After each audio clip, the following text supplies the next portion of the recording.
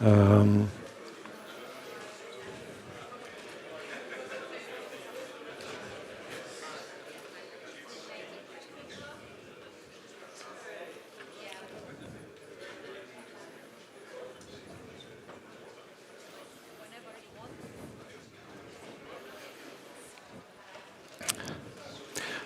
good morning, everyone.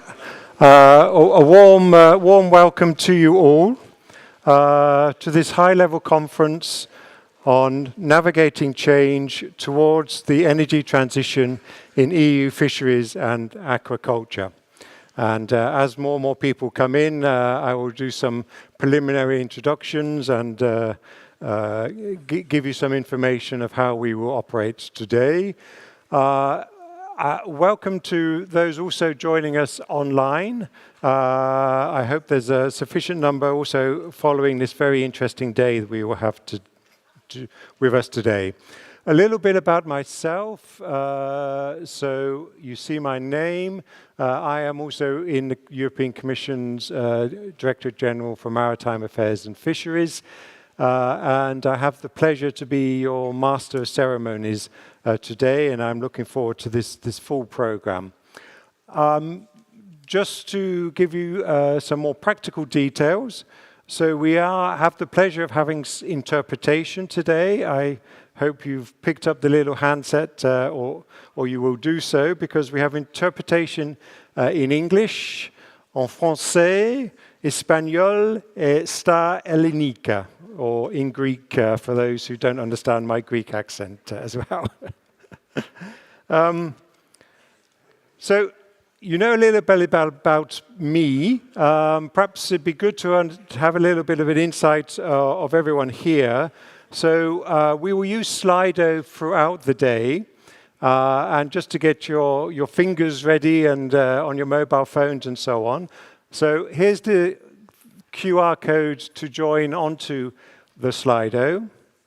And we will launch the first question, which is basically from which country have you traveled from today? So which country are you working in, essentially? That's the question we want to know. So we know sort of the geographical distribution of the colleagues joining here in person. And this also applies to those joining online. So don't be shy online as well. While doing that, let me briefly run through the agenda. If I can have the agenda on the screen. So we have actually a comprehensive, to put it in polite way, or full agenda, but I think extremely stimulating agenda. And I'm looking forward to all the great discussions and insights that will be shared during the day.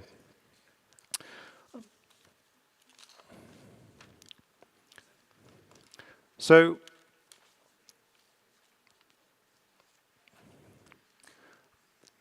just give some pause to see where people are coming from. Quelle surprise from Belgium is the main, which is great, and Spain, but it's also nice to see the spread across north, south, east, and west on this as well. So, we now have another question in Slido for you. Sorry to rush you a little bit. But the next question that we were asking for you is which sector are you from as well? So we'll launch that, but whilst launching that, actually now what I would like to do, and it's an honor and a privilege to invite our Commissioner for Fisheries and Ocean, Costas Kadis, to officially open our event today. So Commissioner, please, the floor is yours.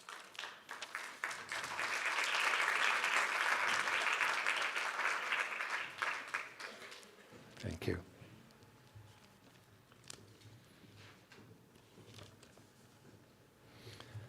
Thank you, Stephen. Dear Minister, distinguished guests, ladies and gentlemen, it is my great pleasure and honor to welcome you to this high-level conference dedicated to the EU energy transition for fisheries and aquaculture.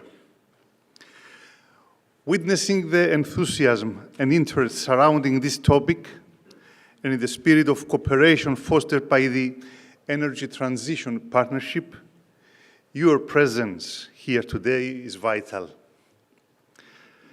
By working together across disciplines, policy areas, and sectors, we can transform the transition into opportunities for a sustainable and resilient future for EU fisheries and aquaculture.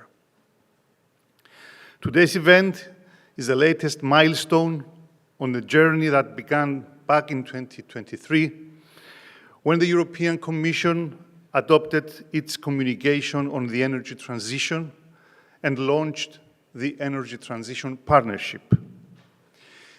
It is your opportunity to fit into the energy transition roadmap, which is due for adoption later this year as part of the Vision 2040 for Fisheries and Aquaculture, alongside the communication of external action for fisheries and aquaculture. The European Union is committed to ensuring that the fisheries and aquaculture sector is climate neutral by 2050. This is the only viable solution to enable the sector to remain resilient in the face of environmental and climate crisis. The goal is clear: to move away from fossil fuel dependency towards energy solutions that preserve our ecosystems, protect the sector from future energy shocks, and stimulate the blue economy. Clear, perhaps, but far from simple. We face many challenges on the way towards achieving this goal. The technology we need to decarbonize and renew the fisheries sector is still far from perfect, and investment remains too low. Access to alternative energy sources is limited. The pace of renovation of port facilities continues to lag. Attracting and retaining new generations of fishers remains hard, and developing sustainable business models continues to be a significant challenge. Add to this the unique challenges of each fleet, and it is clear that we cannot rely on the one-size-fits-all approach. Any future EU strategy must account for the specific characteristics and financial capacities of each sector within coastal communities and each sea basin. And yet, I believe that we are more than capable as a sector of coming together, as we are here today, to find the collective and adaptable solutions that will allow us to meet our ambitious target. Making fisheries and aquaculture a truly future-proof and attractive career needs more. We have to make sure that the business model remains both viable and flexible, able to respond to the requirements of the Common Fisheries Policy, and ensure that the future of fisheries and sustainable the future of fisheries is sustainable ecologically, economically, and socially. This, in turn, makes fisheries attractive for investors who are key to driving further innovation. While public funds are vital, especially for research and testing, private investments are essential to ensure profitable fleets supported by thriving stocks. Decarbonizing our fishing fleet is in many ways the starting point for creating this viable and competitive business model. We note that member states do have opportunities to advance work on these fronts.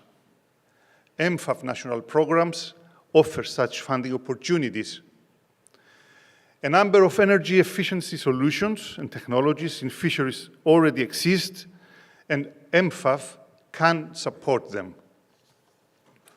Let me also recall the possibilities for modernization of engines, improvement of safety, working conditions, and energy efficiency, and first acquisition of fishing vessels available under the EMFAF. Such support is available in line with our CFP policy to ensure a balance between the fishing capacities and fishing opportunities. And I really call on Member States to advance on all those opportunities, irrespectively of future results of the energy transition partnerships. Dear friends, over the last 3 years, the Energy Transition Partnership has brought together stakeholders from across the sector to gather sustainable energy solutions and insights to drive real change. The work of the partnership will provide important input for the energy transition roadmap, which will set out clear and effective ways for fleet owners to reduce their reliance on fossil fuels through innovative business ideas, infrastructure upgrades, and the adoption of sustainable practices and technologies. The results of your work to date will be taken into account in the evaluation of the Common Fisheries Policy regulation, which will be published in less than 3 months from now.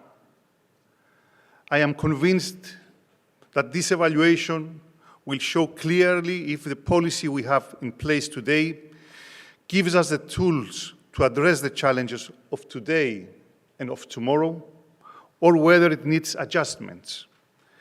And we will not hesitate to undertake them if needed, including for the decarbonization and modernization of the fishing fleet.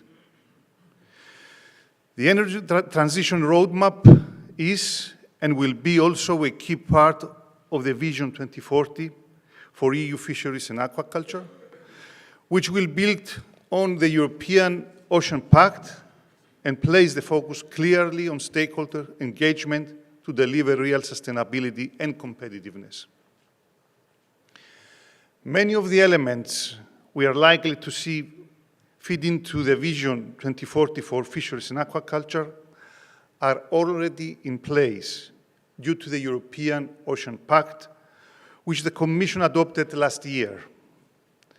This comprehensive strategy brings all the EU's ocean and maritime-related issues together under one banner, ensuring a more coherent and effective approach.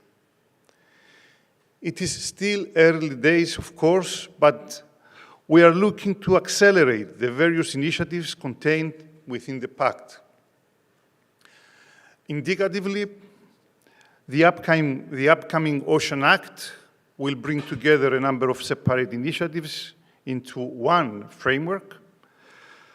The European Ocean Observation Initiative, due to be presented in April, alongside the European Digital Twin Ocean, aim to ensure not only that data concerning our ocean is collected and analyzed more effectively, but also that this data helps develop actionable solutions to the challenges facing the ocean. And the EU is not alone in this endeavor.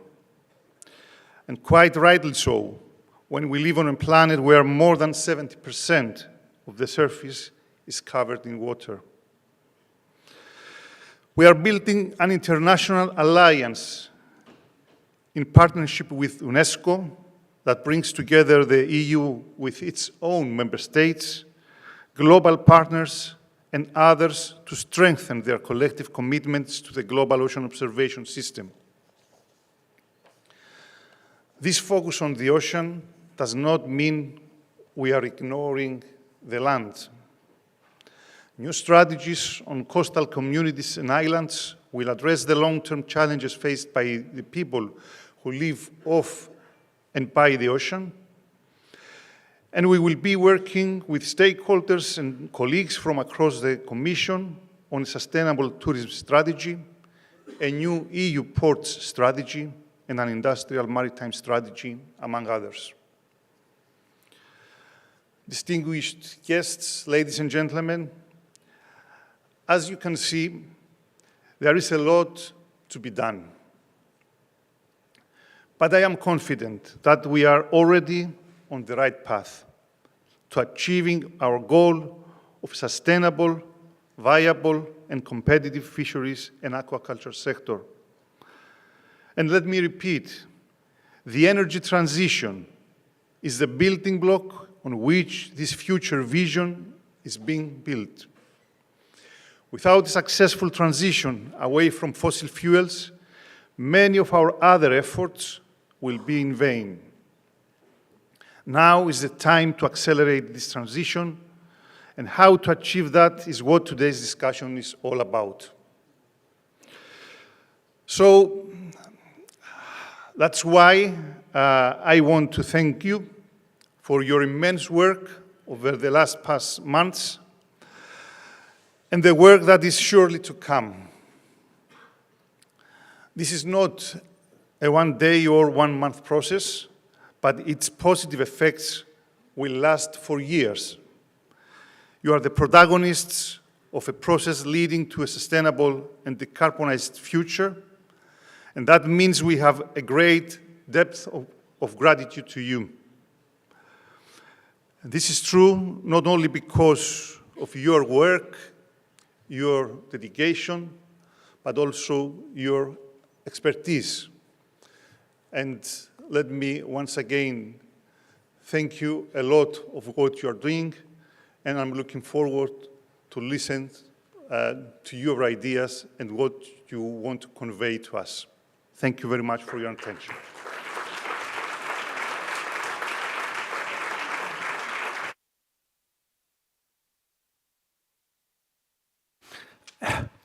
Thank you very much indeed, Commissioner Kadis. That's an excellent way to open the discussions and the conference today. But it's not only our Commissioner that we have today, we also have other special guests. And we'll start also with a statement from the Minister Maria Panayiotou. Apologies for the pronunciation. Minister from Cyprus, as we know, they are holding the current presidency of the Council of the EU. She will have a video address, so if I can ask the colleagues to roll the video, I think that's the expression. So please go ahead while we listen to Maria. Thank you again. Dear Commissioner, honourable members of the European Parliament, distinguished colleagues, ladies and gentlemen, allow me at the outset to express my sincere apologies for not being able to be physically present with you today. It is nevertheless a great honour and privilege to address this high-level conference through this video message. I would like to warmly thank the European Commission and in particular Commissioner Kadis and the Directorate General for Maritime Affairs and Fisheries for the invitation and for their continued leadership at this crucial initiative. As Presidency, we fully support the work undertaken within the Energy Transition Partnership and stand ready to work closely and constructively with all stakeholders to ensure that the outcomes of today's discussions translate into concrete, coherent and forward-looking actions for the benefit of our fisheries and aquaculture sectors. Since its launch in 2023, the ETP has created a valuable platform where member states, stakeholders, industry representatives and scientists work together to design a realistic and ambitious pathway toward climate neutrality by 2050. The voluntary roadmap under preparation through the thematic working groups on fleets, aquaculture, ports and the wider maritime industry is exactly the kind of coordinated effort we need. For Cyprus, as an island member state at the eastern frontier of the European Union, the energy transition is not a distant policy objective. It is an urgent and practical issue. Our fisheries and aquaculture operators are highly exposed to fuel price volatility and the broader impacts of climate change. Rising energy costs and consumption directly affect profitability, competitiveness, and ultimately the viability of small coastal enterprises. Through the European Maritime, Fisheries and Aquaculture Fund for 2021 to 2027, we mainly supported the small-scale coastal fleet with targeted modernization in investments to improve energy efficiency and reduce CO2 emissions. These measures enhance inevitably both sustainability and management effectiveness. In aquaculture, we are pursuing a long-term development strategy aligned with the EU strategic guidelines for sustainable aquaculture. Cyprus has been shifting towards offshore cage farming, which reduces coastal pressures, and towards land-based recirculated aquaculture systems, such as our unique shrimp hatchery. All new farms operate under a strict environmental monitoring framework, including water quality control and waste management procedures. Additionally, under the EMFAF, we are planning to encourage and support the installation of renewable energy sources based on solar energy systems at aquaculture sites and the uptake of energy-efficient technologies. Investment calls explicitly promote low-impact and climate-resilient practices, as well as support the further reduction of the carbon footprint of the aquaculture activity.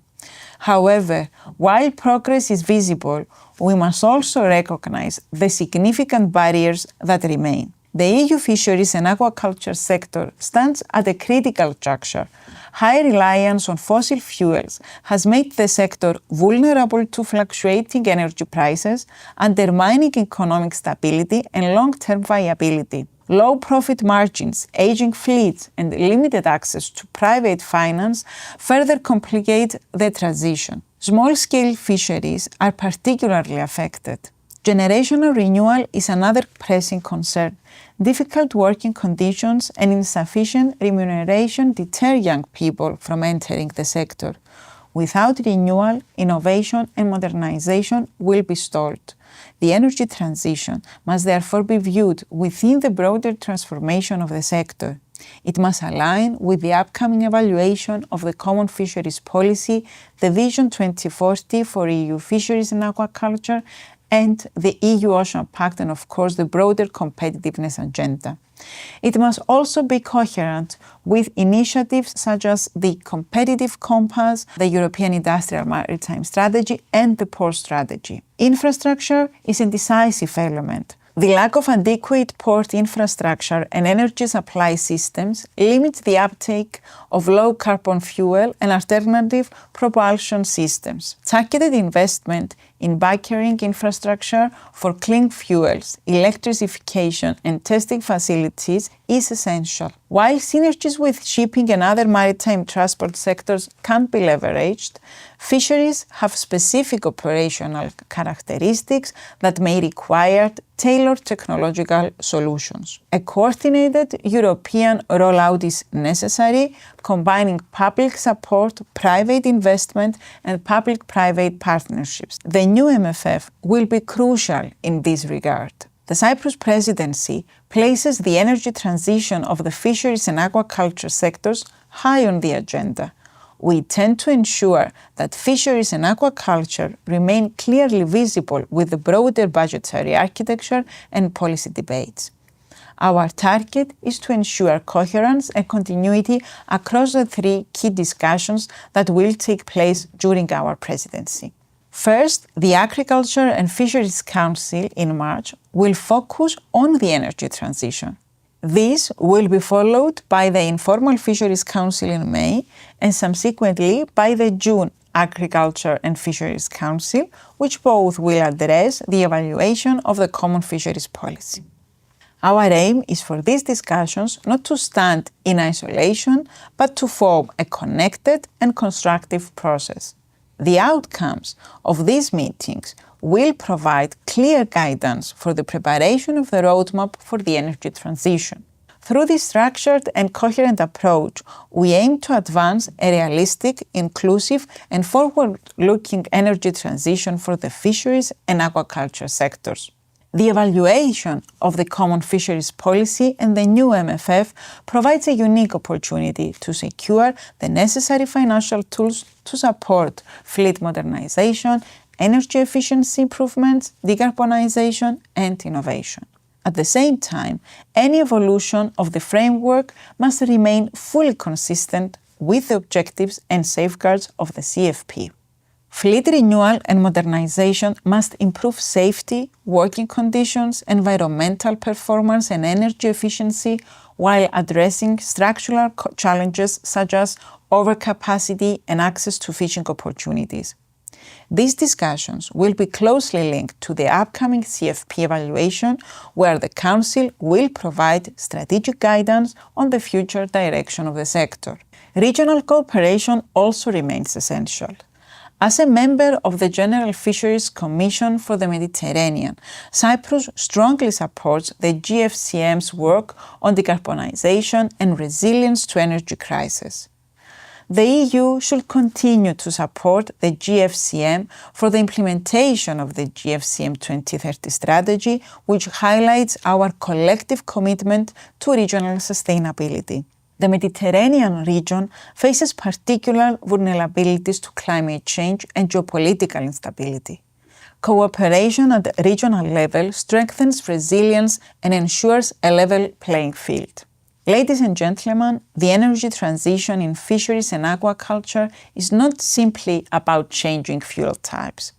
It is about reshaping the future of the sector, making it more competitive, more resilient, more innovative, and more attractive for future generations. It is about ensuring food security while meeting our climate commitments. It is about strengthening coastal communities while protecting marine ecosystems. And it is about providing our operators with realistic pathways, adequate financing, technological solutions, and regulatory clarity. But most importantly, it is about delivering effectively on our commitments for the future generations. Cyprus welcomes this conference as an important moment to take stock of progress and to maintain momentum. We stand ready to work closely with the European Commission and the Member States to advance this transition in a balanced, inclusive, and ambitious manner. The road to climate neutrality by 2050 will not be simple, but with cooperation, innovation, adequate funding, and political commitment, the European fisheries and aquaculture sector can lead by example in building a sustainable and competitive blue economy. Thank you.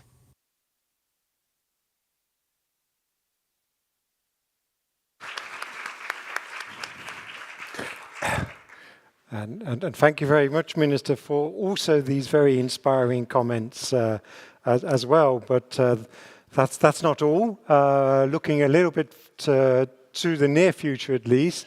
Again, it's an honor and a privilege to invite Minister Timmy Dooley to come on stage, who will be the Minister for the next Presidency of the Council of the EU. So, Minister, the floor is yours, please.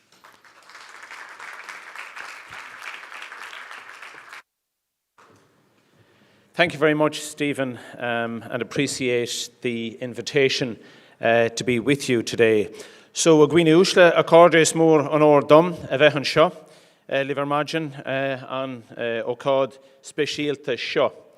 I don't think there's Irish translation, so I better translate that for you. The rest of my speech, I can assure you, is in English. So, ladies and gentlemen, my friends, it's a great honor for me to be here with you this morning on this really special occasion. Commissioner Kadis and Minister Maria, members of the European Parliament and indeed of the Commission, members of the Council, Director General Vijeva, ladies and gentlemen, I'm honoured to be here this morning on this really important occasion. I would like to sincerely thank DG Mara and the Energy Transition Partnership Assistance Mechanism for organising this event, for the invitation to speak, of course, on such a significant matter. I think it's timely that we're here in a conference setting at a time when Cyprus has just taken up the presidency, and they're fortunate, of course, to have Commissioner Kadis as a key player in that presidency. I'd like to especially recognise the Energy Transition Partnership Support Group for their crucial work on advancing the EU's energy transition agenda and their recent publication of the joint considerations and the sectoral recommendations, which will help to guide today's discussions. And I look forward to learning more about the future vision and indeed the roadmap for energy transition in the EU fisheries and aquaculture sector. Thank you also to my esteemed colleague, Minister Maria, for her constructive thoughts, and I would like to commend Cyprus on their skilled leadership of the Council of the European Union over the past few weeks. Ireland will have certainly very big shoes to follow in this regard, because Cyprus has gotten off to a very good start, and I know from knowing Maria for some time, she's really energetic and wants to put her mark and her seal on these 6 months. I also very much appreciate Commissioner's remarks achieving profitability in the fisheries and aquaculture sector, while at the same time protecting our oceans. And Commissioner Kadis, right from the start of his commissionership, has focused on the importance of our oceans as part of our entire environmental ecosystems, and has been a leading light in that regard, looking at all the constraints that exist within the sector, and indeed looking at the spatial squeeze that exists.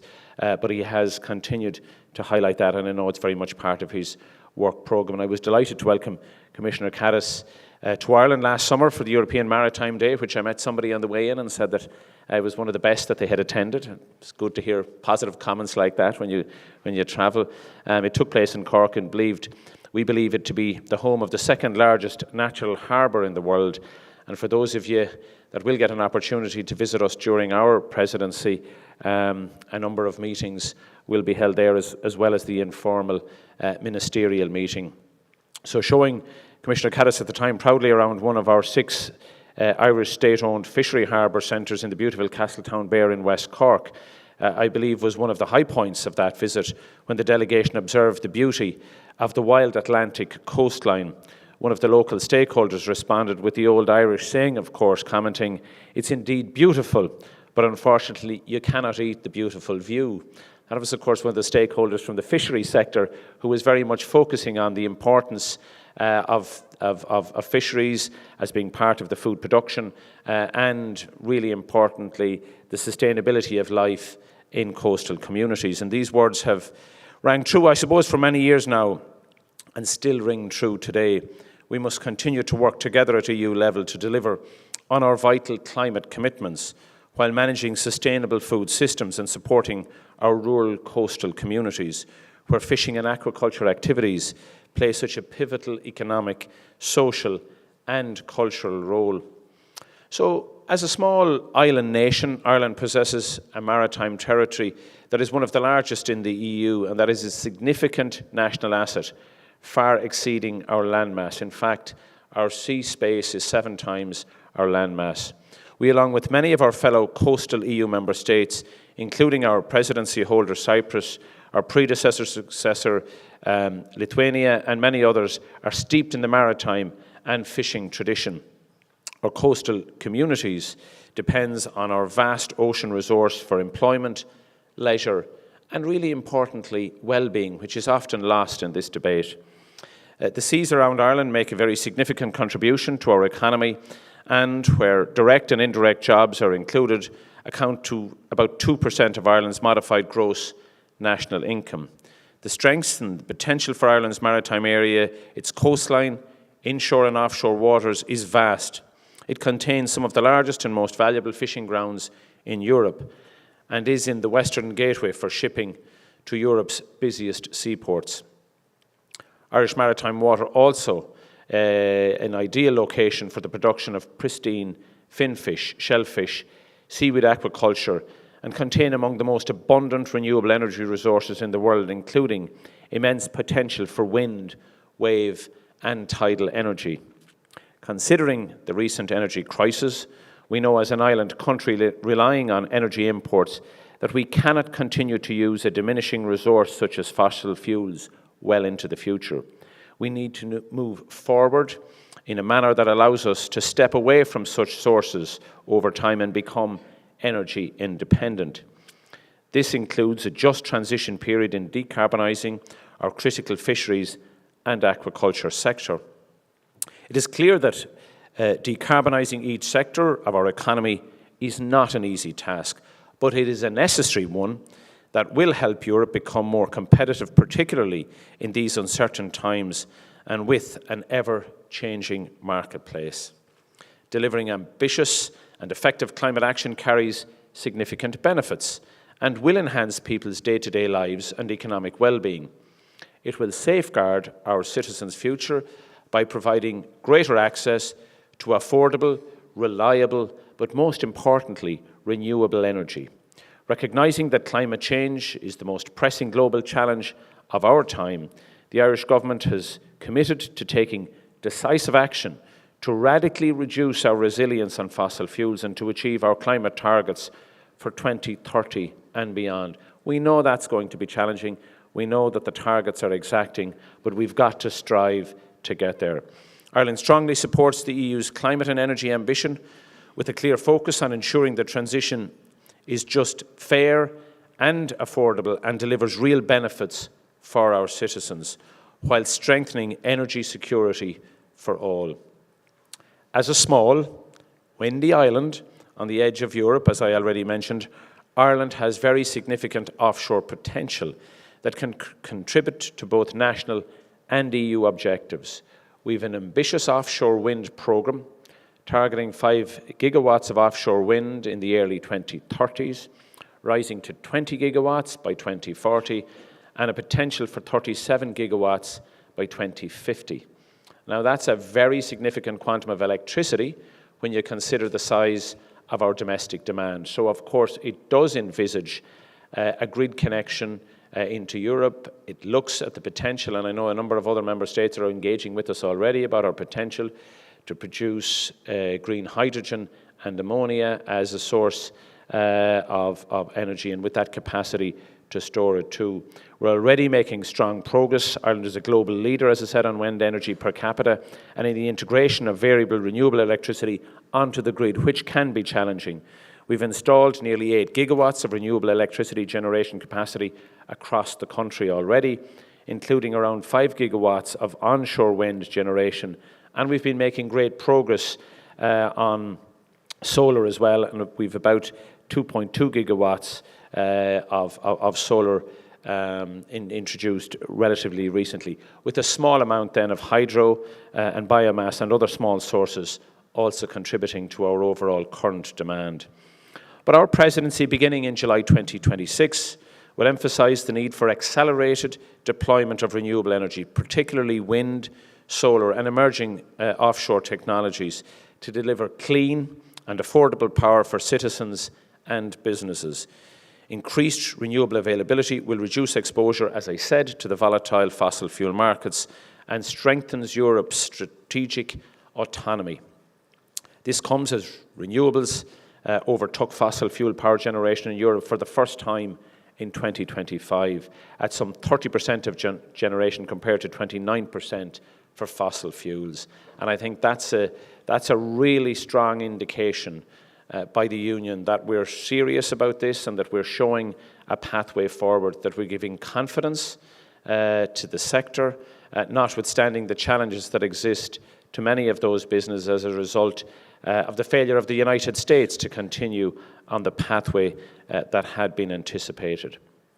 Ireland looks forward to continuing to work closely with our EU partners to accelerate delivery and ensure that energy transition strengthens Europe's competitiveness, security, and indeed climate leadership. Increasing our cross-border electricity interconnection will enhance European energy security, increase our economic competitiveness, and crucially reduce consumer prices. Alongside energy security and climate policy, we must consider food security. Ireland is recognised as one of the most food-secure countries in the world, and it's important in the context of our climate and energy crisis that our position as a food-secure nation is not adversely affected. It should be noted that we export about 90% of all the food we produce, and that's both in dairy and in meats. Ireland's seafood sector has a relatively low carbon footprint compared with many other food production systems. Certain products, such as rope-grown mussels, oysters, and wild-caught pelagics, stand out for particularly low emissions per unit of product, making Irish seafood among the lowest carbon food products in our state. The Irish fleet is highly diverse, with almost 2,000 vessels ranging from small inshore boats to large pelagic trawlers. However, our vessel age is above the European average, and I know Maria and other speakers, including the Commissioner, have regularly talked about the necessity for fleet renewal, and we're going to have to be creative in how we address that under the next round of the CFP and look at how we manage EMFAF in that regard. And of course, in addition to fleet renewal, we need to look at generational renewal, and they're inextricably linked. This diversity means there is no single solution for energy transition. Different technologies are suitable for different vessel types and fisheries, and paths must be tailored accordingly. It's not going to be a one-size-fits-all approach. Low carbon footprint characteristics complement the seafood sector's contribution to healthy and sustainable diets, which is a very important value for consumers increasingly focused on climate and food system sustainability. The EU has a key role to play in leading and supporting innovation, and if we are to achieve our collective ambitions in relation to energy transition in the fisheries and aquaculture sector. Targeted investment supports, both at EU and national level, have played a crucial role to date and will continue to be required. We need to align our infrastructure provision in our ports and harbours to support the continued mobility of our fishing fleets across our shared waters. It will be equally important that our fishery and aquaculture sector are adequately supported in undertaking testing and demonstration products related to the energy transition.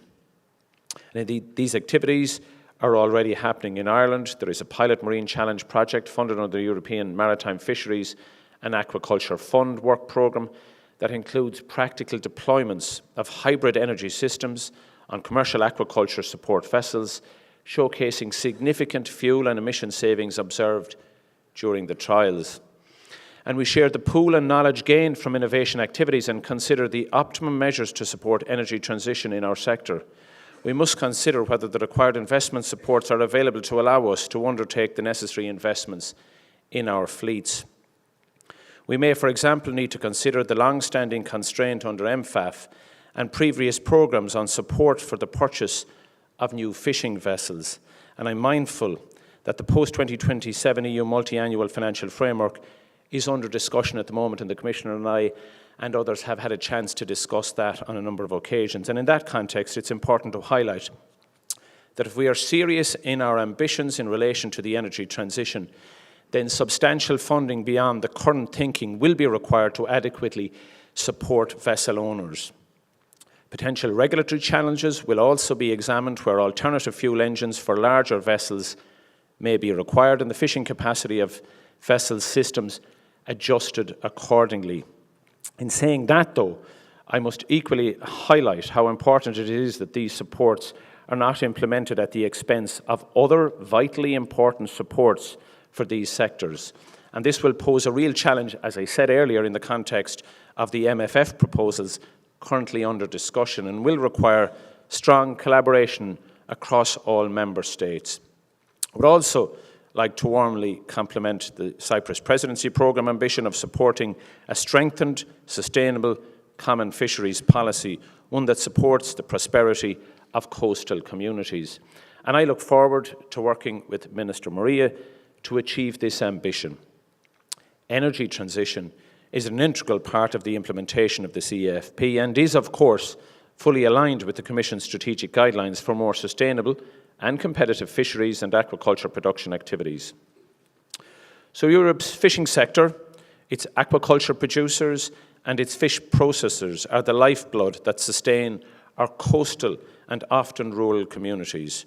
Our fishermen and women in particular are the long-standing custodians of the sea and must be appropriately supported to navigate the changes ahead, because no change will happen without their significant input, and their input has to be taken into account right from the start.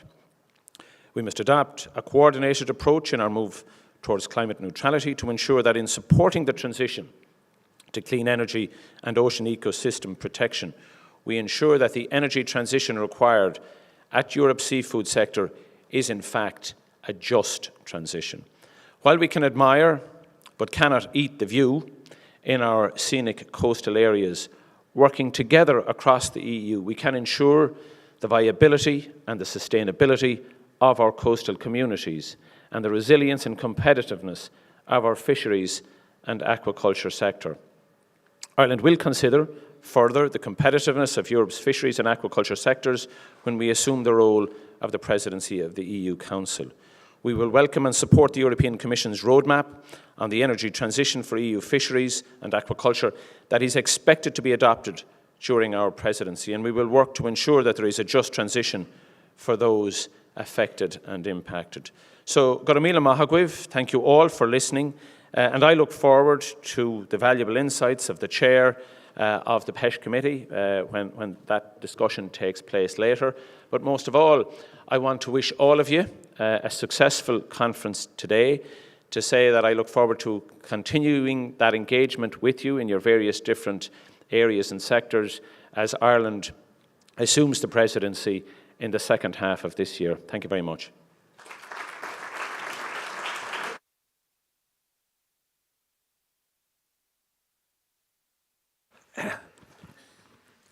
Thank you very much, Minister Dooley. In fact, let me try some Irish. Also, thank you very much. And I'm sure that Ireland will take up the baton and progress still further the ambitions set out by Commissioner Kadis and Minister Panayiotou, with, of course, the full support of the Commission. As all three speeches have shown, this is an extremely important aspect for the future of our fisheries and aquaculture sector. We did invite the European Parliament, but unfortunately this was not possible for them to attend today, so our apologies for that, but they are, of course, fully engaged in this also. Just give some numbers. So we have apparently more or less 90 people joining us online, as well as the colleagues joining us in a room, which again I think demonstrates the huge interest in this topic as well. So you've probably forgotten now the second Slido question that you did, but here's the results and the breakdown between, that's quite a good even distribution, I would say. Policymakers, research and academia, large-scale fishery, and so on and so forth. Can we scroll down a bit more? I'm sure small-scale fishery is not zero, or is it? Is it possible to scroll down a bit? Maybe not. Okay. Voila, perfect. And you can take that as a good or bad thing that the European Commission is in the minority today as well. So many thanks, but it shows we have a very broad overview of the different sectors and so on today. So let us progress, if I may. I think the Commissioner and Minister Dooley will leave à la française, I think is the expression, but many thanks once more. Fantastic to have you here in person and for your speeches. So.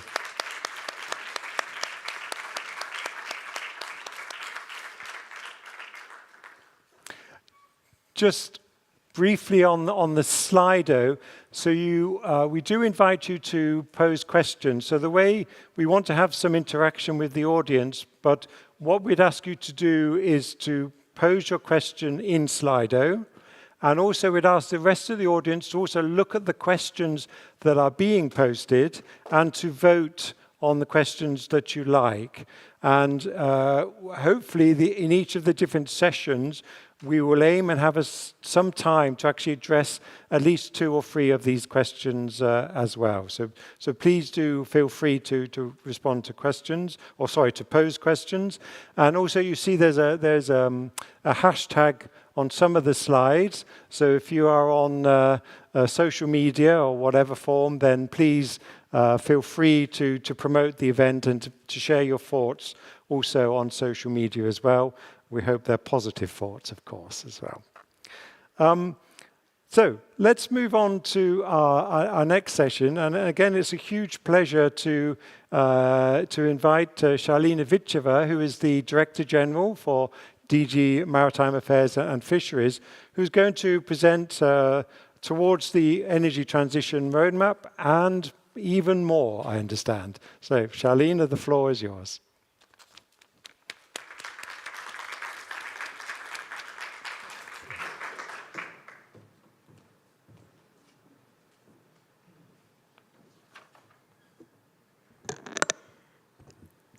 Thank you very much, Stephen. Distinguished guests, ladies and gentlemen, it's a real pleasure to be able to welcome you to this, I would say it's not a lip service, it's really an important event. It's meant to be high level, and each and every one participating today will make a contribution to the next stages of our ambition.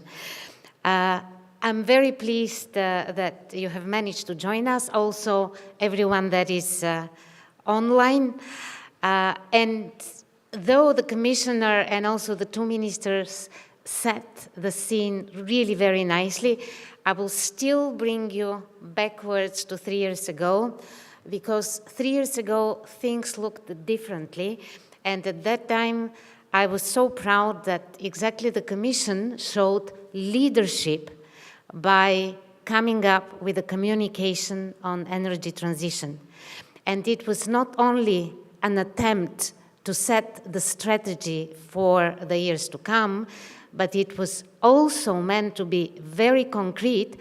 And the gentleman that is moderating today, Stephen, actually implemented what we wanted in DG Mare and at that time Commissioner, with a compendium that brought together the concrete solutions, and this compendium actually managed to convince the stakeholders that we can work together for the future.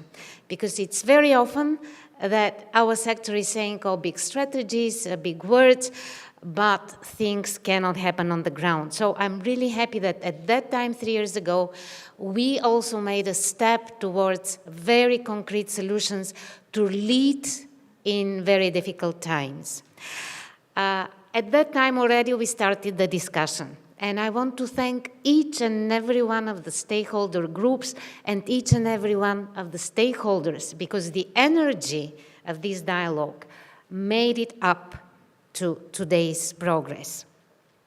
The first high-level conference on energy transition took place at times when we had energy prices soaring up. So at that time, the Commission had really two endeavors. One, to very concretely and very swiftly alleviate the crisis. And at that time, you would remember that we amended the regulations, necessary regulations, so that we could handle this surge of prices. But we were absolutely clear that this momentary alleviation will not be enough. So with the communication, we actually managed the leadership towards strategic thinking on energy transition, and the whole dialogue started.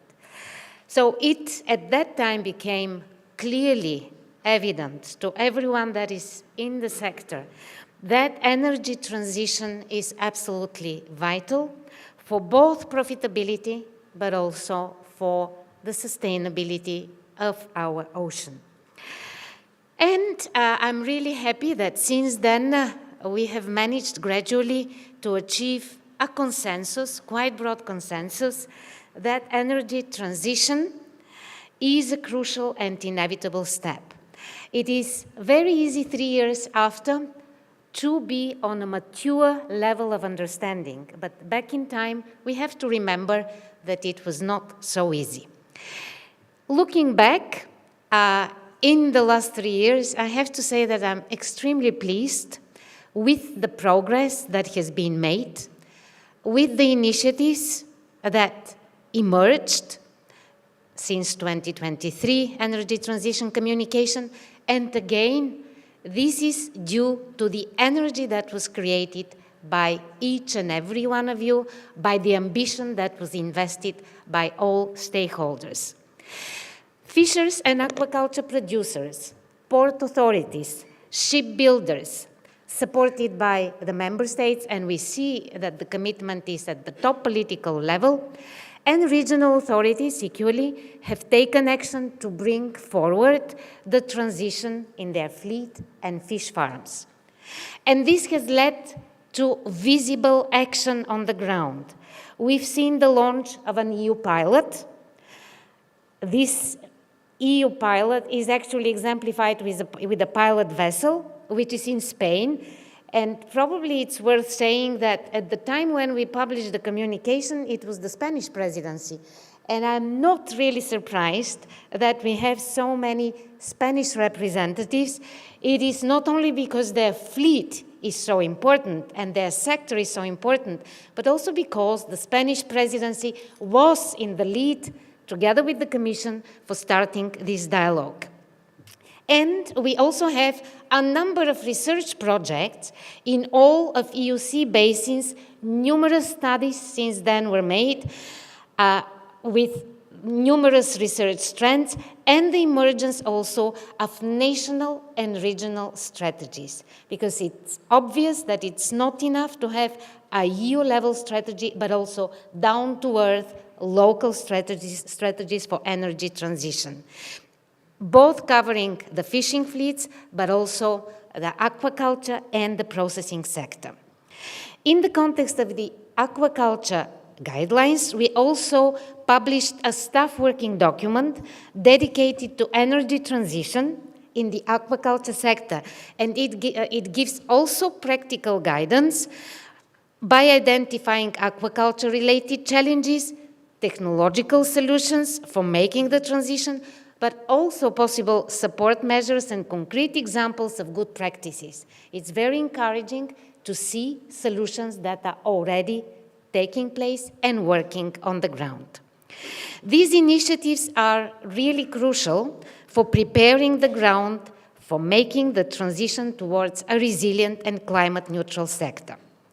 Let me say a couple of words about the Energy Transition Partnership. This partnership was set very quickly after the publication of the communication, and it was one of the main actions under this strategy already in June 2023.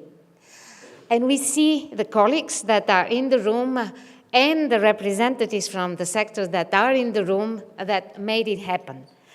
When you set up a new format and platform, it's really important to have committed stakeholders, committed participants to bring the energy in this platform, because the platform is meant to trigger real and genuine collaboration. Under the Energy Transition Partnership for Fisheries and Aquaculture, we managed to establish together a structured and inclusive dialogue with all key stakeholders groups. Our ability to make the transition successful will ultimately be the product of this very strong collaboration and exchange and the orchestrated efforts between these stakeholders. The Energy Transition Partnership has grown into a multi-stakeholder platform with over 600 members, with representation from all key stakeholders in the sector, from fisheries, aquaculture, and processing industry, but also NGOs, shipbuilders, and ports. And we saw that they're all represented today. The partnership has become a recognized knowledge hub for research, technical, and financial knowledge, including continuously updated guide of the best practices, innovative projects, and financing opportunities. And this knowledge was built exactly on the compendium that we published alongside with the communication in 2023. We will have the opportunity today to listen and to discuss the achievements of the extensive sectoral consultation and collaborative effort with all stakeholders. We have managed to create 10 working groups of the Fisheries Transition Partnership, And these 10 working groups had numerous discussions. On some of them, I personally participated, the Commissioner participated, and we really witnessed alongside with the day-to-day work of our colleagues from DG Mare how intense and committed these discussions were. And these working groups actually managed to create a common understanding among the stakeholders of the right pathways for the future. After months of intensive collaboration and consultation with the Energy Transition Partnership stakeholders, I'm really pleased to announce the publication of the platform considerations and working group recommendations. Today we are joined by all our coordinators from the 10 working groups who will present their working group considerations and recommendations. This important work on the partnership will form really the backbone of the roadmap for the energy transition in the fisheries and aquaculture sector for climate neutral sector by 2050. Today, we are actually taking stock of the developments over the last years, and on this basis, we will be able to be much more informed in sketching out the roadmap on the basis of our learnings. But this optimism about the progress made does not mean that making the energy transition will go by itself from now on. And probably you've noticed that our three distinguished speakers were talking about challenges. The energy transition in our sector will be a major financial and technological challenge. The energy transition is not a standalone issue, and that was also very well highlighted by our high-level speakers. It is an integral part of the sustainable transition of the fisheries and aquaculture sector to the new age. The technologies and approaches needed for energy transition are linked to the more fundamental questions on the future of our sector. And we are at the right juncture, moment, when we are going to publish in a couple of weeks our evaluation of the Common Fisheries Policy, and will base our discussion on the future for the Vision 2040, for our fisheries and aquaculture sector, but also the roadmap towards energy transition, and I will not forget to mention the communication on the external leg of the Common Fisheries Policy. It covers a very important segment of our fleet. So all these exercises will come together and will make a much more coherent vision of where the sector should be and where the sector itself, the sectors themselves, aspire to be in the future. And because the energy transition is so strongly linked to the wider vision on the future of the fisheries sector, the roadmap will be an integral part of a set of documents that I mentioned already. The roadmap will guide the sector towards climate neutrality, emphasizing innovation. And our next segment is exactly on innovation. Without innovation, energy transition will be limping. It will concentrate also on regulatory frameworks.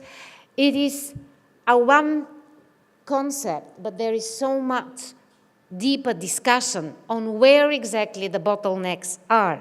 Financing, on the other hand, but also the skills development, because any innovation, any new technology needs the operators that will be apt to implement them.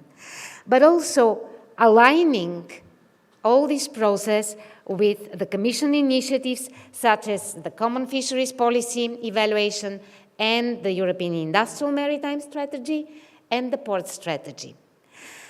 Actually, our strategic endeavor from 3 years ago, starting from 3 years ago, fits extremely well with the current political priorities of the Commission and the European Council for strategic autonomy. To support the further development of the roadmap, the European Commission has conducted 2 studies focusing on green gas emissions within the fisheries and the aquaculture sector. These studies provide baseline since 2005 and outline potential pathways to achieve net zero emissions by 2050. You will have the opportunity to listen to the presentation of these studies today. And now some new announcements. Today I'm really happy to announce the launch of 2 new initiatives within the Partnership on Energy Transition.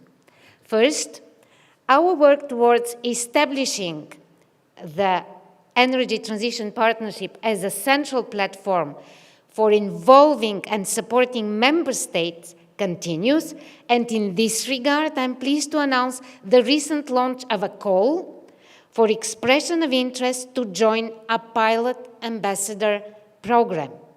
The program aims to equip the member state authorities with the tools necessary to disseminate the platform knowledge and support their stakeholders in the energy transition.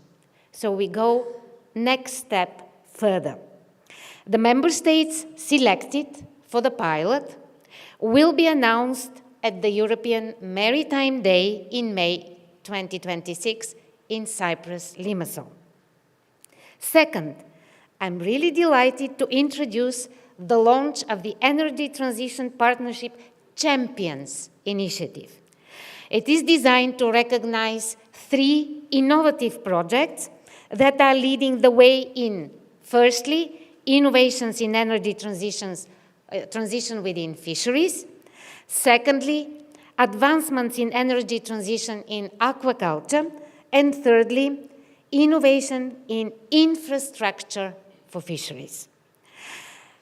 The awardees of this endeavor, of this Champions program, will be announced again in the European Maritime Day framework in May in Limassol. With this, I would like to thank you for your energy, commitment, ambition, involvement in the energy transition. Together, over the past years, we have really laid the foundation for a systematic transition in our sectors. I'm looking forward to the stock of progress and what this conference is going to produce as new knowledge, and I'm looking forward to a full success of this event and the future discussions on this basis. Thank you very much.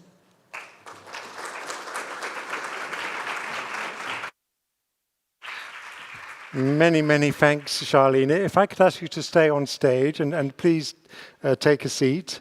I will sit here, so as you wish. Yep. I give you a crib sheet as well if you want to know of a crib sheet. Yep. So now we move on to the session which will present the HY2 Fish project, and then we'll have a discussion on that as well. So I'd like to invite also to join me and Charlene on the stage, Eldemiro Ulia, who is the Managing Director of AVRI, which is the Vigo Port Fishing Vessel Owners Cooperative. And perhaps more importantly, he is also the coordinator of the HY2 Fish project as well. So Eldemiro, welcome, many, many thanks. Please take a seat. And also, I would like to invite a colleague from DG ENER, so Tom Howes, who is an advisor for green transition and market regulation. It will also exchange some views from a DG ENER point of view. So Tom, welcome as well. Thank you very much. So this session will start with a short presentation from Eldemiro. And then we'll have some questions which I will pose to our distinguished panelists together. And if we have time, I see already a lot of engagement on the questions via Slido, which is great. So in a way, I'm sort of pleading to our panelists for some conciseness, so we can have time for questions as well from the audience. So without further ado, may I invite Eldemiro to take the stage, and your slide should appear as if by magic, Eldemiro. Yep, so I think, yeah, press the big green button. Okay. Buenos días. Hablaré en español, que es mi idioma natural de comunicación. En primer lugar, quería dar las gracias a la organización, a la Asociación de la Transición Energética, por invitarnos a esta conferencia de alto nivel para poder explicar un proyecto que creemos que es de mucho interés y que implica, bueno, pues unos posibles, por lo menos, líneas de desarrollo de futuro para el sector pesquero. No sé si esto... Bien. En primer lugar, querría señalar cuál es el papel de la cooperativa de ARBI en la sostenibilidad pesquera. Pues realmente la cooperativa, para empezar, está situada tiene su base en el puerto de Vigo, que es el puerto pesquero más importante de Europa. Tenemos 150 buques de altura y gran altura asociados, operados por 128 compañías, pero en el ecosistema ARBI, además, tenemos 5 asociaciones y 3 organizaciones de productores que hacen que las cifras que señalábamos antes se dupliquen. Nuestra flota opera en todos los océanos del mundo y, precisamente, esto nos posiciona como un suministrador clave en los principales mercados de pescado. Y esto nos hace ser líderes tanto a nivel nacional como a nivel europeo en cuestiones de trabajo relativas a la sostenibilidad y al crecimiento competitivo de la flota pesquera. Es precisamente por eso por lo que dentro de la cooperativa se creó en 2007 ARBI Innova Pesca, que permite precisamente dedicar un departamento específicamente a cuestiones como las que hoy nos ocupa, que precisamente es ¿qué es High to Fish? Pues High to Fish es algo tan sencillo y tan complicado a la vez como un buque pesquero demostrativo de 0 emisiones. Y esto no es nada fácil, pero si está potenciado y propulsado por un sistema híbrido con pilas de combustible de hidrógeno y baterías, podrá, esperamos que sea así, llegar a concluirse. Y para ello, un punto importante era que no partíamos de un nuevo barco, sino que teníamos que hacer una reforma de un barco pesquero ya existente para aplicarle tecnologías de 0 emisiones. El contexto, pues el contexto es una llamada del Parlamento Europeo en febrero del 2024, presentando un presupuesto de 2.200.000 euros con un objetivo que era específico y era un único proyecto piloto demostrativo para promocionar la transición energética en la flota pesquera europea. Y el proyecto tenía unos requisitos bastante condicionantes, pero que había que cumplir. Uno, que teníamos que transformar un barco pesquero ya existente. El segundo, que las dimensiones del barco tenían que estar entre los 12 y los 24 metros. Y lo tercero, y más importante, era implantar y ser capaces de aplicar las más innovadoras tecnologías en materia de descarbonización. El consorcio que coordina y lidera la cooperativa de armadores es un consorcio muy amplio, como se puede ver. Hay miembros, hay asociados de 8 países miembros y somos en total 12 miembros del consorcio. No los vamos a citar, ahí están en la diapositiva. ¿Cuáles son los impactos esperados del High to Fish? Pues tenemos unos impactos esperados a corto y a medio plazo. A corto y medio plazo, los principales son desarrollar y demostrar las soluciones viables para los barcos pesqueros con unas mejoras en las eficiencias energéticas.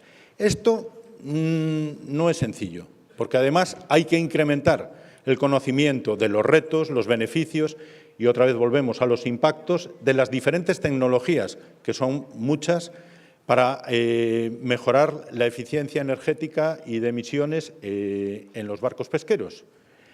Y también para fortalecer el conocimiento potencial para adaptar las tecnologías existentes. Y esto casi es uno de los puntos más complicados, como veremos casi al final de mi presentación.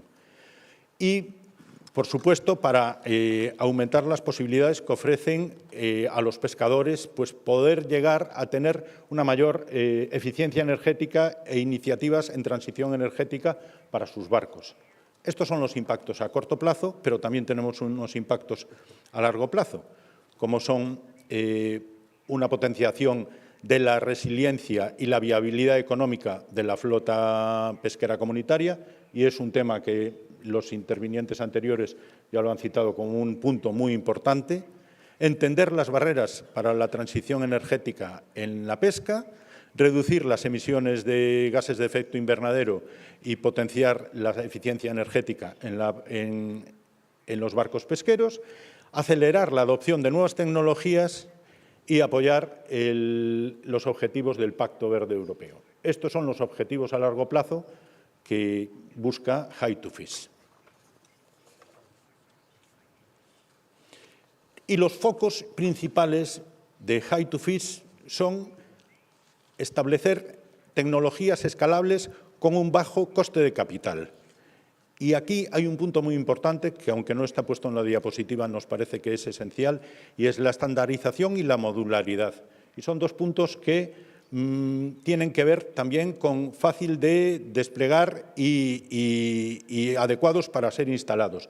Si conseguimos procesos estandarizados, reduciremos los costos. Y la modularidad también nos permite reducir los costos y mejorar la adaptación. Las soluciones designadas, precisamente, lo ponemos en el siguiente punto, tienen que ser plug and play para barcos de más de 12 metros de eslora. Y estos focos también tienen tres puntos fundamentales, que son el medioambiental, una reducción de las emisiones y del ruido bajo el agua, económico, porque la reducción del consumo de energía, como antes se citaba, y en este proyecto, en principio, se parte que podríamos estar por encima de un 40% de la reducción y llegaría a un 100% si en la energía primaria se utilizan energías renovables, y esto nos llevaría a una reducción de los costes operativos. Y tecnológicamente, pues evidentemente, el conseguir adaptar soluciones adecuadas para la flota europea. Y este es nuestro protagonista del proyecto. Es un barco de la flota del Mediterráneo, se llama Julia Pico. El año de construcción 1997, como se señalaba anteriormente, pues la flota española también es una flota con muchos años de antigüedad. Este barco no es de los más viejos, tienen solo 29 años. Estuvo operativo hasta junio del 2025. El casco es de fibra de vidrio, una potencia de 85 caballos y un tonelaje de 8,6. Es un barco pequeño, pero que nos permite probar todas las mejoras que se pretenden y que se están preparando para instalar. Y son estas soluciones. Unos diseños de apéndices para el casco que permitan reducir la fricción con el agua y mejorar la eficiencia energética del mismo. Otro muy importante es el sistema de propulsión basado en un generador rotativo de hidrógeno, de Bankel, con pilas de hidrógeno y una hibridación con baterías marinas, la integración de un sistema sensórico multifuncional de fibra óptica para poder monitorizar absolutamente todos los parámetros del barco.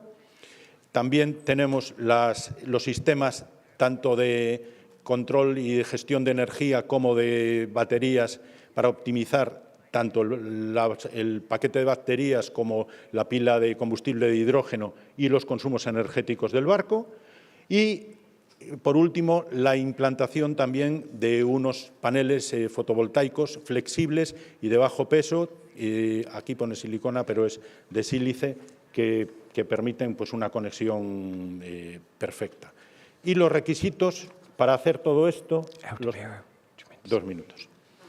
Es un barco con 10 horas de autonomía que replica las operativas de la flota en Galicia. Teóricamente un cerquero, un port seiner y el puerto base en Vigo. El estado actual del proyecto, pues se ha finalizado todo lo que es el diseño de la reforma, se han seleccionado todos los proveedores principales de equipamiento y se está manufacturando los procesos del casco de hidrodinámica y las estructuras y la sensorización y la integración de la sensorización. Y aquí venimos a los problemas que hemos detectado, y son 2 problemas básicos. Uno, técnico, la falta de suministradores de componentes clave para la reforma, y especialmente nos estamos centrando en las instalaciones de hidrógeno. No es nada sencillo en este momento conseguirlas. Y, por otro lado, el problema administrativo. Es un auténtico reto. Uno de nuestros socios es alguien tan competente como Rina y precisamente pues, saben perfectamente cómo hacer estas cosas, pero es un proceso muy complicado conseguir la aprobación de las autoridades marítimas para la autorización de navegación, porque estamos hablando de nuevas tecnologías que nunca se han aplicado y esto complica mucho la situación. Y, por último, respecto a la comunicación y colaboración, hemos desarrollado una herramienta para la divulgación del proyecto por parte de todos los socios. Se presentó precisamente el proyecto en un encuentro con la DG Mare y el sector pesquero en abril del 2025. Se colabora con la Energy Transition Partnership y se presentó durante el evento de la ETP, el Día Marítimo Europeo del 2025. Se participó también en el grupo de trabajo de investigación académica y estamos con una integración con los trabajos de la estrategia de hidrógeno de la Autoridad Portuaria de Vigo, porque es un proyecto que precisamente se integra perfectamente con los desarrollos de los proyectos de la Autoridad Portuaria. Y a nivel de comunicación, pues en los medios de comunicación especializados de España, pues también estamos trabajando. Y quiero dar las gracias por la atención y quedamos a disposición para cualquier.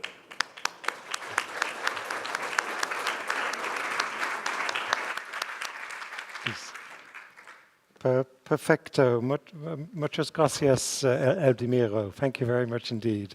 So now I'd like to pose some questions to our panelists, and I will perhaps give a little bit more context. So Eldimiro mentioned this indeed was an EP pilot project which was put forward by the previous chair of PESH committee to sort of test the idea for energy transition and to see what could be possible as well. And I think already Eldimiro has shared some experiences, shall I say, on what has already occurred in trying to do this with the Julia Pico, which I find a sweet name, I would say, for a vessel.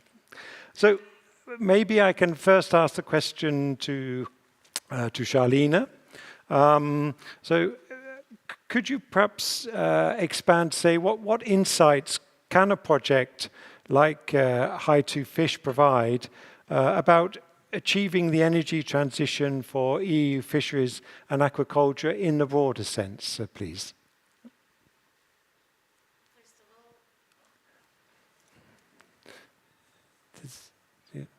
First of all, thank you very much for this presentation. We've been in contact, but I'm sure much more in contact you were with the colleagues from DG Mare, but I had the privilege to have the presentation already more than a year ago. And I know about the plans and about the very systematic approach, and we rely enormously on your experience because this is the first pilot project of the type that is supported under the platform.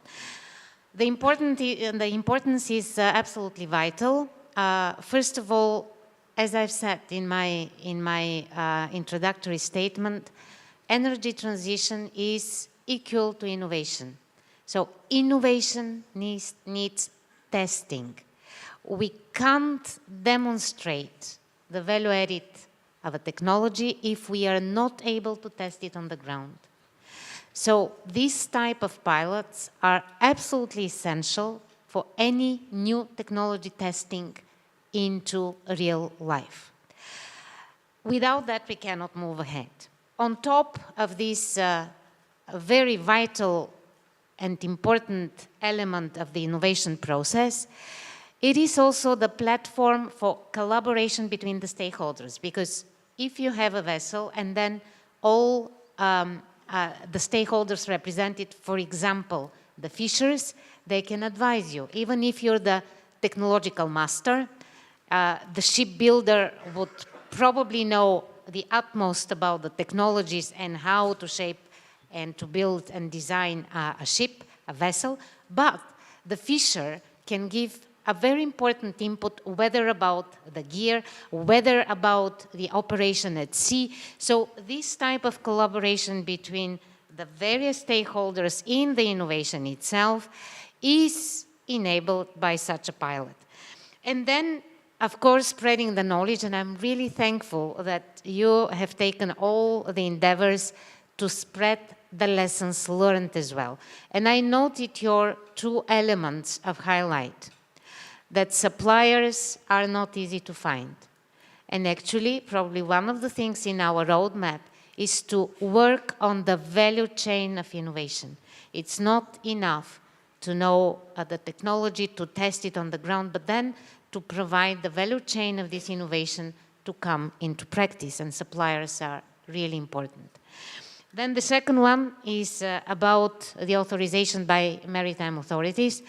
And we are here going to work not only with DG ENER, but also with DG MOVE, because it's a wider problem. It's the same problem for a fishing vessel or a vessel for transport, a vessel that will be much bigger probably, and many more technologies will be tested. So we have to pull this knowledge together. So all these elements are absolutely essential. And I'm really happy that also you enabled a workshop on how to fish with CINEA, our agency that actually puts in practice many of the initiatives that we start. And that was about spread of knowledge, lessons learned, enormous value added. Thank you so much for what you've achieved. And I will be really happy to see probably everything that you mentioned in the last 1 year on Julia Pico. And I will be really willing to see it on the ground, how it evolved with all the new technologies on board. This old lady. Thank you very, very much, Charlene, indeed. And in fact, yesterday afternoon, some of us attended a very good workshop organized by our CINEA colleagues, which gave an overview of many different projects which can contribute to this overall energy transition as well. But perhaps let's take a sort of a step back and look at the broader view. And here I'm looking at you, Tom. Is how would you see EU energy policies supporting the implementation of innovations and alternative energy sources like those presented in the pilot project by Eldimiro, and indeed for the overall energy transition within the sector? Thanks very much. Well, indeed, starting from the example of the innovation, there we've been collaborating over the years in looking at how different technologies, how different clean fuels can be developed. So it's great to have this example of how it's being developed and tested in the fishing world. But it's also a great example because, as you said, it shows up the other linkages of the many between fisheries policy and the transition and what's happening in the energy world. When you look, you mentioned the administrative barriers and the permitting regimes. Now there, in the energy world, again, which is going through the transition, it's full of innovation and new technologies, new processes, new materials, new supply chains. So all of that big change is forcing adaptation all the way along the lines, whether it's in industrial supply chains or with administrators and permitting. And in the world of renewable energy, in infrastructure, with the new grids package, for instance, that just come out, we're tackling some of these barriers in terms of how do you streamline, how do you digitalize perhaps a permitting regime to help cope with administrative difficulties and reforms? How do you make the local authorities aware enough of the new products, the new processes, to actually help foster the innovation? So whether it's through the new grids package we've just launched to help roll out all the infrastructure needed to bring electricity to ports, to bring clean hydrogen to ports, all the different fuels, the different infrastructure around that, the economic infrastructure that's mutually beneficial around ports and fisheries as well is something that we're working on. So I think this has been a great morning to demonstrate all those interrelationships. Thank you. Indeed. Many thanks, Tom. Eldemira, did you want to react already to some of the responses here? Bueno, efectivamente es importante toda la cuestión relativa a los suministros y respecto a las problemáticas que estamos teniendo en cuanto a las autorizaciones administrativas, pues debe ser algo parecido a intentar poner en la calle un coche autónomo que necesita una serie de requisitos previos. No es tan sencillo como pues, comprarse un coche actual. Y además estamos hablando del mar, de un barco y de la necesidad de garantizar la seguridad y comprobar que todos los equipamientos que se instalan, que por supuesto será así, con la máxima garantía, puedan ser aplicables y utilizables. Pero la escalabilidad, que es una de las cuestiones que nos preocupa,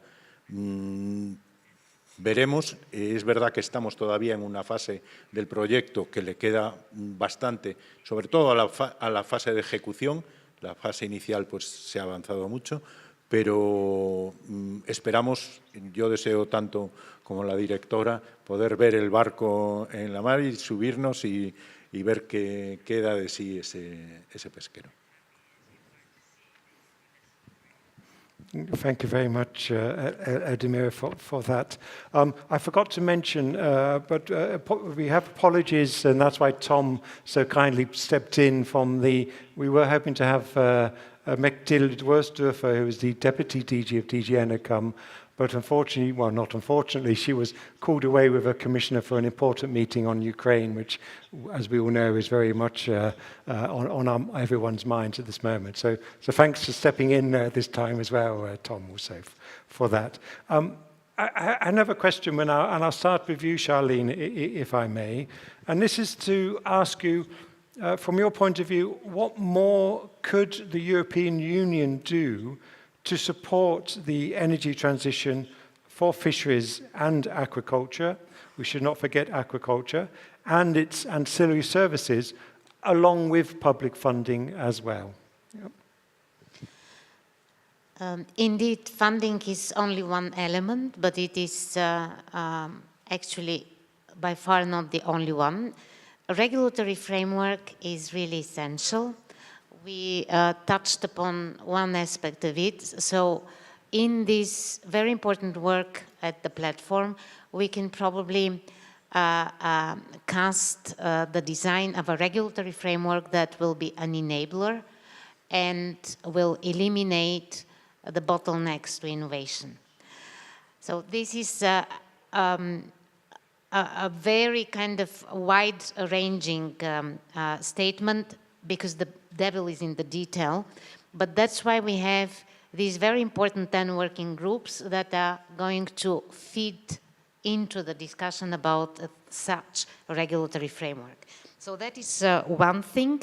But to make it even more complex, we have to fit it in the concept of the Common Fisheries Policy and the overall business model of fisheries, but also aquaculture and processing. Because we need a wider strategy which incorporates the energy transition strategy for how the EU fisheries and locally the fleet segments will look like.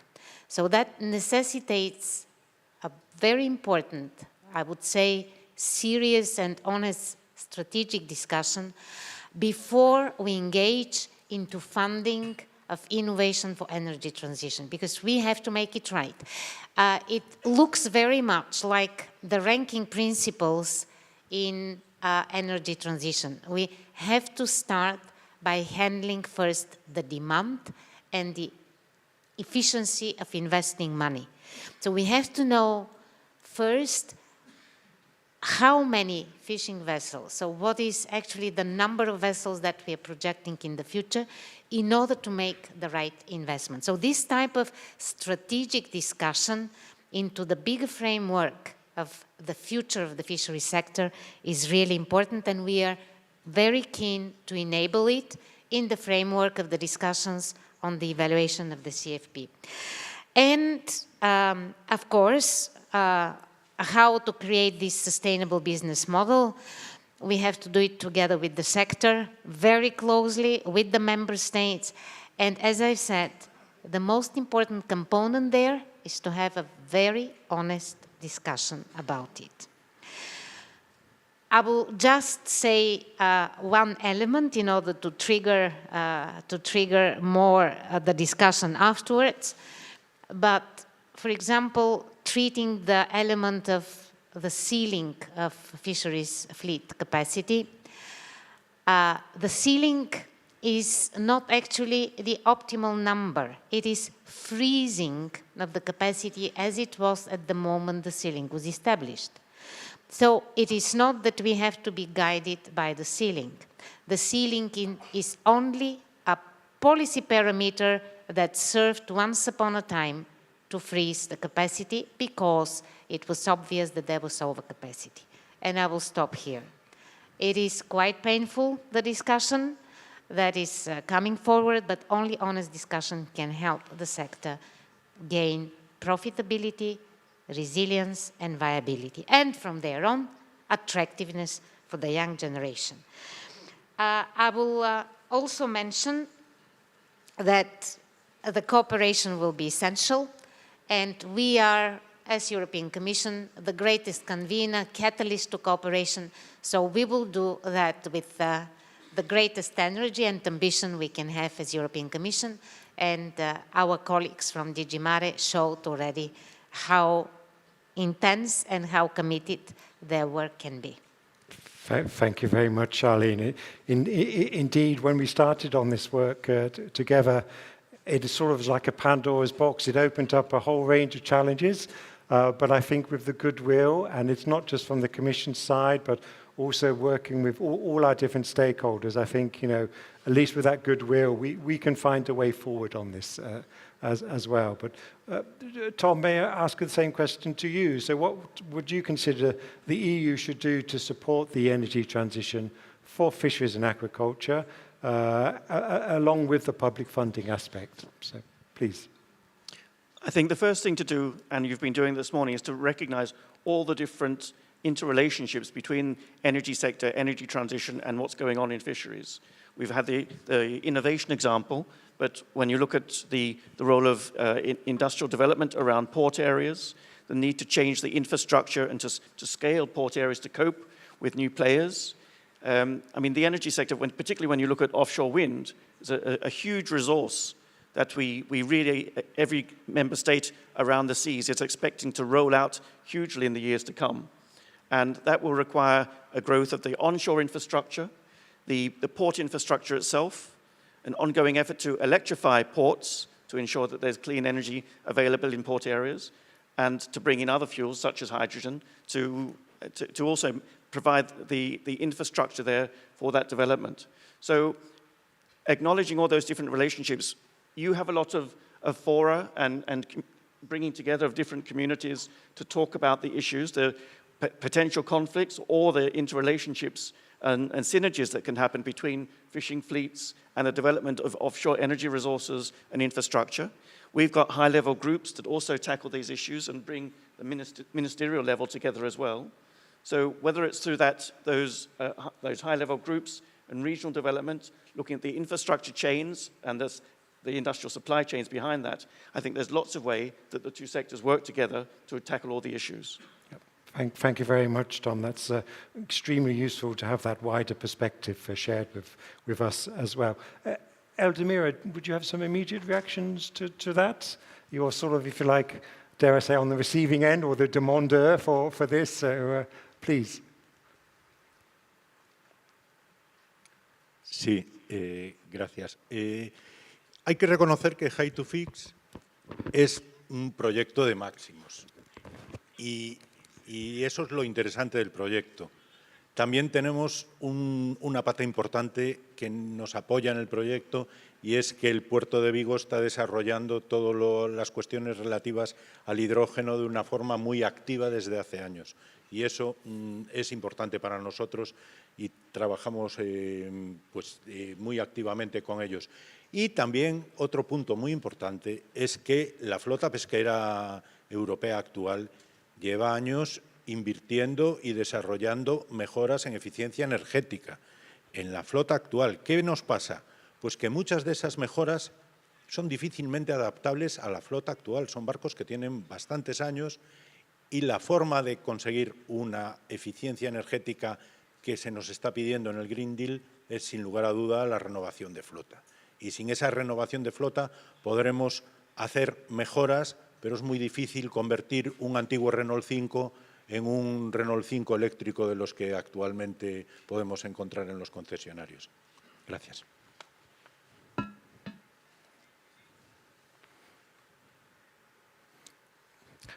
Thank you very much. There was a delay, and many thanks to our interpreters, by the way, who are doing a great job. So just to get the full picture on that. If okay with you, maybe we could look at some of the questions on Slido, if I could ask the colleagues to show them on the screen.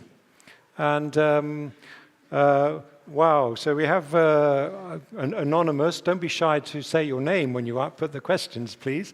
But I suspect this question is directed at you, Charlina. So when will the Commission deliver the EMFAF modification proposal to enable support for energy transition in fisheries? That's quite a forthright question, I think. So.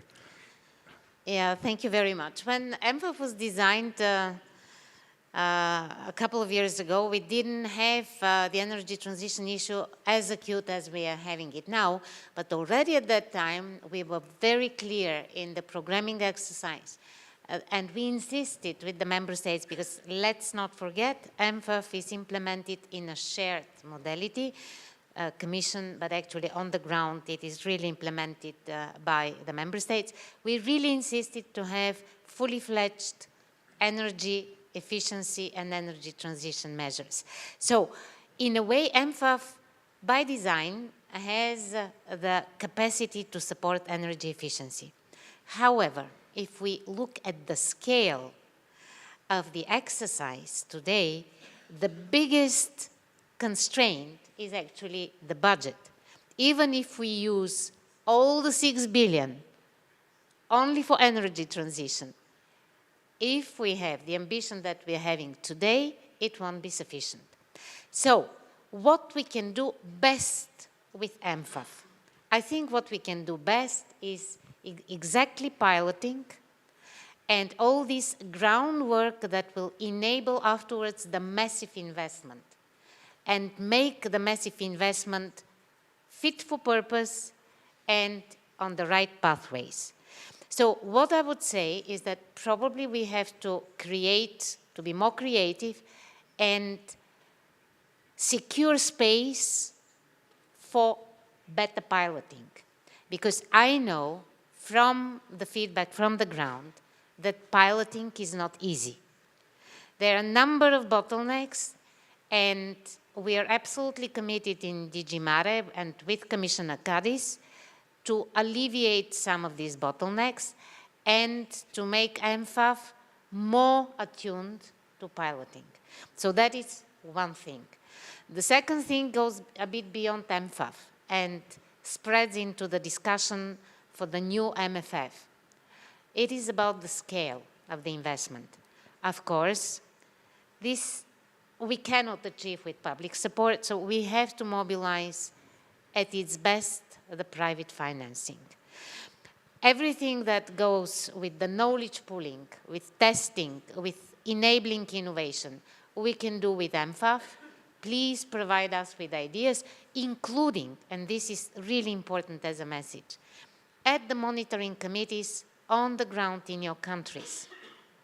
This is where the calls for proposals are being designed. This is where the strategic shifts in the programming period are decided. And this is where the criteria for selection are being shaped. So please participate there because of the shared management of this fund. Make it much more attuned to energy transition that we want to succeed with. Thank you very much, Charlene.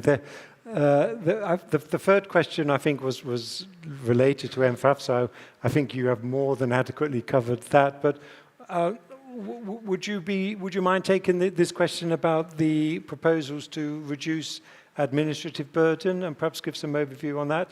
And I don't know if, Tom, you might want to add something about the wider administrative burden aspect from a DG Energy perspective. So. On the administrative burden, I have to assure you that we have really commitment, and it's by coincidence, but probably not, that the colleagues that are running the energy transition endeavor in our DG Mare are also doing the overall work on simplification. And there we will combine the wider picture and testing of our legislation, but let's face it, it's not only EU legislation, it is also national legislation. It's very much valid, for example, in the area of aquaculture. So we are going to identify and rank what comes first in terms of alleviation, what will have the greatest impact in triggering innovation at a larger scale, and we will come back on the basis of everything that the 10 working groups propose with very concrete suggestions in the roadmap.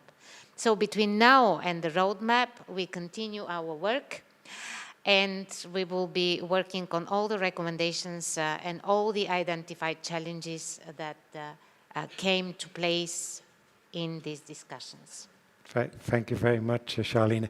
I know we're eating into our well-earned coffee break, but I think this is a very worthwhile discussion. So if you bear with me an extra five minutes, then we can continue a little bit longer.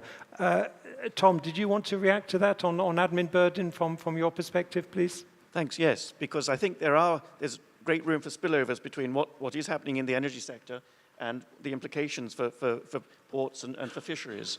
Because everyone's confronted with slow, uncertain permitting regimes, with accessing different officers, different timelines, different requirements, stories of reports needed of 10,000 pages to be submitted by certain dates. It can be a really complicated, slow, and uncertain process. So we've got, in European legislation, we've got permitting simplification regimes that affect renewable energy project development, and now also on the grids front, smoothing and streamlining, creating one-stop shops for permitting processes. This can have a huge impact on the timelines of project development, and also in terms of uncertainty, reducing uncertainty, which has a big impact on project development. So I think there could be lessons learned on what's going on in the energy sector, specifically for fisheries and ports areas. That's on the permitting side with administrations, but another thing that we're encountering, which sounds like you're encountering too, is just with the daily players, the regulators who regulate the market in our sector, the energy infrastructure or energy services. We need to engage on a regular basis with regulators or with the national authorities behind them, just to help them become more aware of the innovation that's going on, the novel technologies, the novel processes, the new services entering into the market, that they need to be able to respond and welcome and not just put off.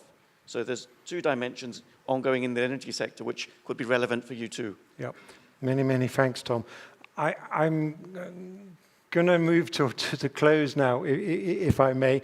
There are some great questions about how to fish indeed, and maybe when Eldemiro leaves the stage, you can pounce on him and ask the technical questions for that, as to when the project will be finished and the biofueling, biocoating and so on and so forth, which are also great questions to ask about the project. And we, of course, are very interested to know how things go with the project as well. But what I would like to do is to ask sort of closing questions. Again, if I can start with you, Charlene, and this is a little bit looking forward now. So in the context of the energy transition, what would be your wish or your vision for EU fishing and aquaculture in 2050? That really merits a much longer discussion, but my wish is really to integrate all the strategic efforts together into broadly supported and well coordinated and then put into place strategic vision for the future of the fisheries. So I would like that this process is very inclusive and energy transition to make a very important part of it. And the devil is in the detail, but it's also how we're going to place our efforts in linking energy transition with the future role of the fishers as stewards of the sea, with their role into the economic fabric of the coastal regions. So everything put together and making a coherent model for the next generation to be attracted to this profession. But I would like to say that this discussion will happen in a much more focused way and dedicated way during the European Ocean Week, which will happen the first week of March. And I invite all of you to contribute to these discussions. It is quite thrilling that this time the Ocean Week is going to be opened by the Commission President. That only shows the commitment from the top level to the ocean and all the ocean-related policies, including the Common Fisheries Policy. So, looking forward to this discussion with all of you. And I would like to thank also everyone that contributed to where we are at this stage.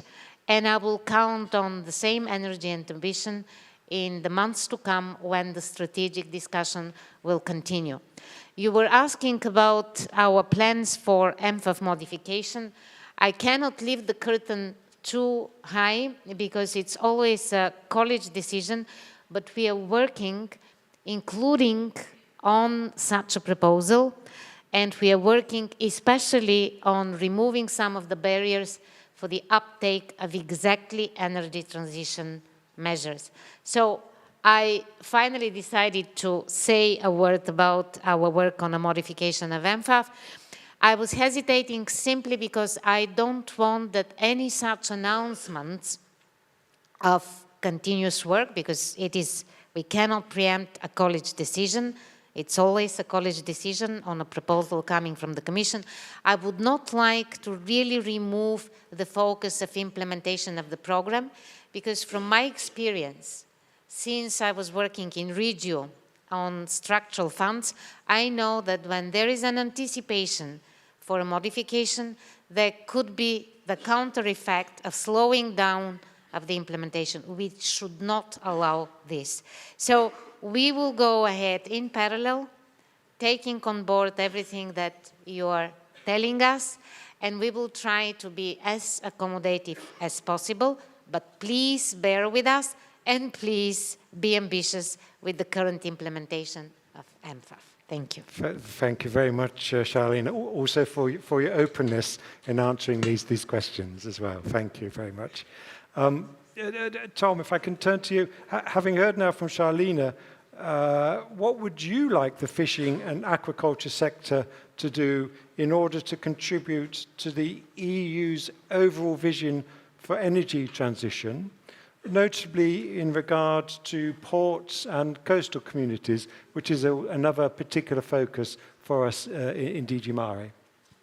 Thanks, Iolo. Yes, I think carrying on that conversation on all the different dimensions, whether it's the technological, the infrastructure, the markets, the regulatory regimes, the administrative regimes that we've mentioned, all of that needs to improve. And the scale is huge. At the moment, just to take offshore wind, we have about 20 gigawatts of offshore wind in our waters today. Member states want that to grow to 300, over 300 gigawatts by 2050. So the scale up is huge, and the efforts to make sure that we have the communal understanding of what that involves, the job possibilities, the skills possibilities, the industrial opportunities, whether it's through innovation in shipping or on the related infrastructure or supply chains to all of that.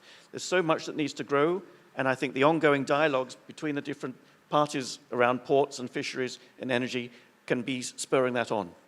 Thank you very much indeed, Tom. Eldemiro, some final remarks from your side also as a reaction? How would you like to see the future? Pues en 2050, que sigamos teniendo una flota tan numerosa como la que tenemos ahora, más descarbonizada, que sea capaz de proporcionar sostenibilidad y suministro alimentario a la Unión Europea, y que nuestros tripulantes tengan unos barcos en los que quieran pescar y trabajar.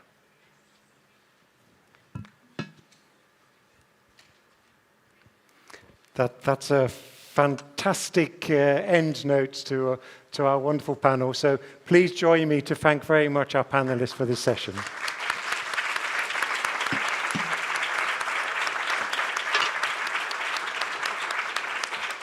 And we now have a coffee break.